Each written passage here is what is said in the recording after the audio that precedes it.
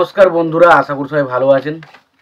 তো বন্ধুরা, এখন আমি যে সিনেমাটা নিয়ে কথা বলবো, সিনেমাটার নাম হচ্ছে মিস্টার আজাদ, যেটা 1995 অর্থাৎ 1905 বলছি 1994 সালে রিলিজ করেছিল সিনেমাটার নাম হচ্ছে মিস্টার আজাদ। এবং বলে রাখি, এই ছবিটা আমাকে রিকোয়েস্ট করেছে আমার একজন সাবস্ক্রাইবার বন্ধু, এবং তারই রিকোয়েস্টে এখন সিনেমাটা নিয়ে আলোচনা করব। সিনেমাটা আমার ভালো লেগেছে নাকি খারাপ লেগেছে সেই বিষয়ে পুরো আলোচনা হবে।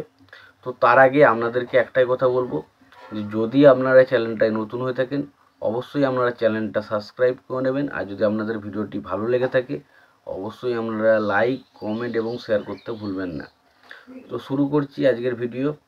তো সিনেমাটার গল্পের বিষয়ে যাওয়ার আগে, সিনেমায় পরিচালক হিসাবে, প্রযোজক হিসাবে এবং সঙ্গীত পরিচালক হিসাবে কারা কারা কাজ করেছে এবং সিনেমাটা আমার স্পেশালি লাগলো কেমন, সেই সমস্ত বিষয় নিয়ে আলোচনা হবে।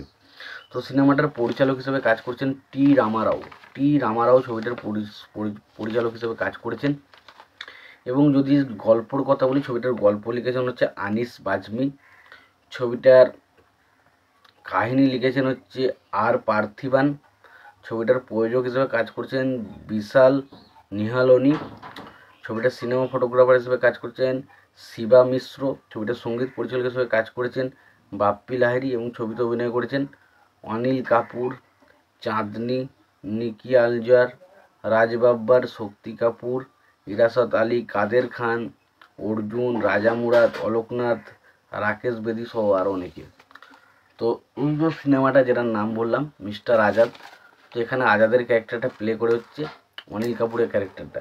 তো এই ক্যারেক্টারটা একটা সাধারণ খুব ভালো ভদ্র ছেলে, বাট তার জীবনে এমন সমস্যা আসে যাকে বাধ্য হয় সন্ত্রাসের পথ বেছে নিতে, এবং সে কেন সন্ত্রাসী হয়ে ওঠে, তার পেছনে কী উদ্দেশ্য রয়েছে সেটা নিয়ে হচ্ছে সিনেমা, যেটার নাম হচ্ছে মিস্টার আজাদ। তো খুবই ভালো সিনেমার মধ্যে অ্যাকশন সিনগুলো খুব দুর্দান্তভাবে ডিজাইন করা হয়েছে। সিনেমা ফটোগ্রাফি বা চিত্রনাট্যের কাজগুলি সেগুলো ঠিকঠাক ছিল। এই সিনেমায় প্রায় 8টা মতো গান রয়েছে, এবং প্রত্যেকটা গানই ভালো। এবং এই গানগুলো গেয়েছেন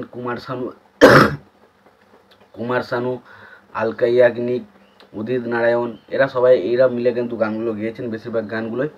এবং প্রত্যেকটা গানই মোটামুটি ঠিকঠাক লাগে, খুব যে খারাপ লাগে সেটা নয়।